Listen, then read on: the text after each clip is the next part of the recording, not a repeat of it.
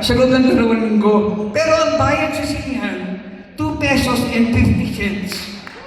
So kung ngayon yun, pag kinuwenta mo yun, paano pa yung pelikula ni Vice? Ganda. Sa dami ng nanood. So, ganun po yung pinagdaanan ko. Tsaka, inamot ko po yung golden years of Philippine cinema. Ang sarap gumawa ng pelikula noong araw. Kasi ngayon, daya na lahat eh. Pag kailangan mo isasabog, wala na, ano na lang, computer na lang. Aarte ka rin ito sa studio, masasabog mo yung sinikot mo. Di ba? Pero noong araw, yung mga ginagawa ko pelikula, pag kailangan nasasabog ako, talaga sasabog talaga sa tabi ko. Ganun talaga. Pag kailangan magpagulong-gulong sa bundok, magpapagulong-gulong talaga ako sa bundok. Meron akong pelikula ginawa, tumalan ako sa kulay ng overpass na sa Pasig sa EDSA. Yung nanay ko, may kasamang pare. Nagsama yung nanay ko ng pare kasi yung eksena ko kung nagtakap sa ibabaw ng truck ng maandar. Eh, ayoko magpapatobog, kaya ako talaga yung gumawa. Nanay ko may kasamang pare, shooting. So, ganun yung pinagdaanan ko. Tapos, ngayon ko na na-realize na yung mga tagahanga ko, puro malapit na ipatawag ni Lord. Ganun na ako ganda. Kasi nga, alam nyo paano kwento ko lang ulit ha? Paano ko na-realize na puro malapit na ipatawag ni Lord? Nasa LA ako, alam nyo naman sa LA Airport, yung mga nakapunta sa States, sa LA Airport, di ba pagka may flight ng Philippine Airlines, yung terminal nun, puro Pilipino yun. Diba? Ang dami Pilipino ron. Kaya naghahatid, kaya may flight, basta puro Pilipino yun. Nasa labas pa kami ng airport, si Sian Lim, kasabay ko umuwi. Pumasok si Sian Lim. Kagulo! Sigawan! Wah! Ang bilis mo ganun ng tao sa kanya. Sa loob ng terminal.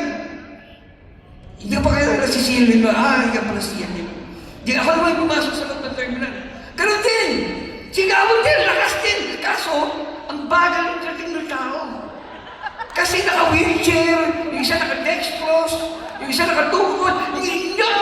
Ano po ba yung lahat ng pelikula mo ng bata kaya pinapanood ko? Yung poste ng building mo, akin yung isa ron! Ganon. Kaya kung wala na-realize na yung mga naghahanapon po talaga, eh marapit na ipatawag ni Lord. Pero maraming salamat po for giving me 52 years in Philippine showbiz. Sana po, pakinigin po natin ang pelikulang Pilipino. I've experienced the best of Philippine cinema. Nakasama ko po lahat ng pinakamagagaling. FPJ, Joseph Estrada, Vilma Santos, Golfi, name it, yung nakasama ko po. At hindi ko lang basta nakasama. Equal billing kami. FPJ and Nino Mura. Pantay kami ng pangalan. So, ilan lang po yung makakapagsabi ng gano'n. Kaya maraming salamat din po sa aking mga magulang. Sa tatay ko po, napakalaking nagawa ng tatay ko para sa akin. Kahit na nung tumingin lang, nung hindi na po siya nang gumagawa ng pelikula, na-invest po niya yung pera. Nagkaroon po ng batas na lahat ng child star, kailangan mayroong trust fund. Yun po, nagawa ko yung batas na yun dahil sa daddy ko po. Kasi bago pa yung batas na yun, naisip na po ng daddy ko yun nung araw pa, na kuhanan ako ng trust fund, which I cannot touch. Whichever comes first, college degree or 25 years old.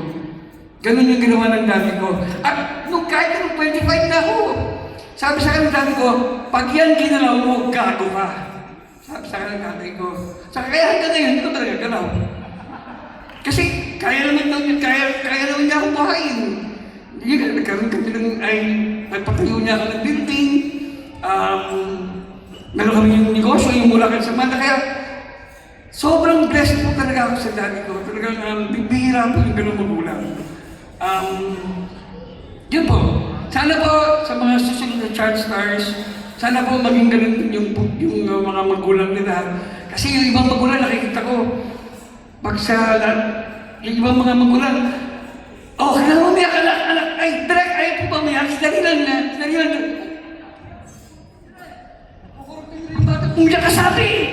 Gagano yung pipiniti kahit ayaw ng bata. Iiyak yung bata, kinurot ng magulang. Ako hindi ako ganun. Ako pa yung inaawat ng tatay ko. Tama na, tama ni ate. Parang awa mo na. At the peak of my career, naisip na dati ko na sabihin sa akin, Ninyo, pakakala mo habang buhay ka ganyan kasi ako sa the peak of my career, kahit saan ako magpunta, meron akong Metrocom galing Malacanang. Meron akong mobile na Metrocom na nagbabatay sa akin. Pinadala sa akin ni Imelda Marcos yun. Kahit saan ako magpunta nagkakagulo. Pero sinabi sa akin ng dati ko, Ninyo, darating ang araw, mawawala lahat yan. Kaya nung dumating yung araw na yun, handa ako. Hindi ako, kumbaga, yung iba kasi, di ba, yung masisira yung buhay, gano'n. Ako handa ako. Nung dumating yung araw na yun, true enough, dumating nga yung araw na yun. Wala nga lahat yun. Pero, handa ako.